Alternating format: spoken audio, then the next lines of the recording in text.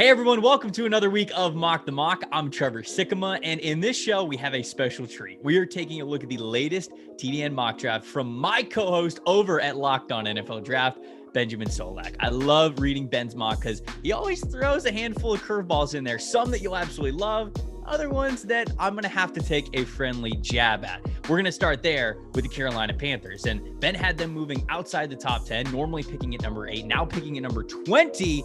He had them making a trade with the Chicago Bears to take Notre Dame linebacker Jeremiah Owusu-Koramoah. So first off, let's talk about what I didn't like about this trade. I felt like Carolina could have got more. The Chicago Bears were trading up to go get Trey Lance in this case, which I like. We're going to get to that later in a different episode here on this video series. But with Carolina moving back that far, Ben had them getting an extra first-round pick next year, then only a third-round pick in addition to that. I felt like they could have got more, especially knowing that Chicago's got to go up to go get a quarterback. They're desperate for it. So that, trade details, I don't like getting too hampered on that, but I do think that Carolina could have got more there. And then, man, moving down to 20 and then taking a linebacker, a hybrid linebacker, I understand how fun that could be with Jeremy Chin and Owusu-Koramoah in the same defense. A lot of flexibility there, but they need offensive tackle. They need corner. They need picks like that. And though the offensive tackle class wasn't as good as it was at number 8, they also had Caleb Farley and Patrick Surtain on the board at number 8. I don't know, man. Going into the next season with Teddy Bridgewater, I just wasn't a fan of this move from what they got and the guy that they ended up getting in the trade back.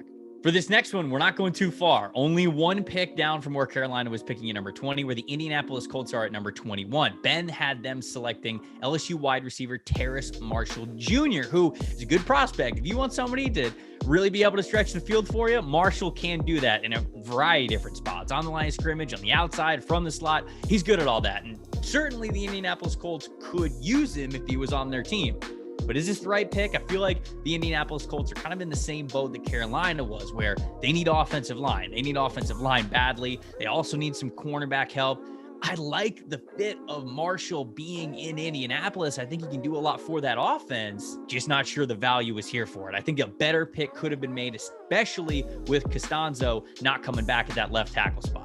Last but not least, let's go down to number 32. Yes, number 32, where Ben has the Baltimore Ravens selecting Ohio State wide receiver Chris Olave. Now, there's some pros and cons with this one. The pros, I definitely think the Ravens could need a wide receiver. Marquise Brown saw a lot of the air yard targets for that team, and he didn't even get over 800 yards receiving. They have to get another receiving option for Lamar Jackson and that offense. It has to exist. They've got to change a little bit. They're going to be a team that wins on the ground, but they have to get another wide receiver in there. But the cons of this one, Ben, Chris Olave announced this week that he was going back to Ohio State, you idiot. No, I'm totally kidding, obviously. I did this last week with Brentley when I gave him a hard time for giving someone in the mock draft who announced that they were returning to school. So just having a little fun at Ben's expense there, but wanted to make sure that I got in here that Chris Olave did make the announcement that he was returning to Ohio State for his senior season. So this is a guy that I know a lot of people love in the fringe first, second round range. And so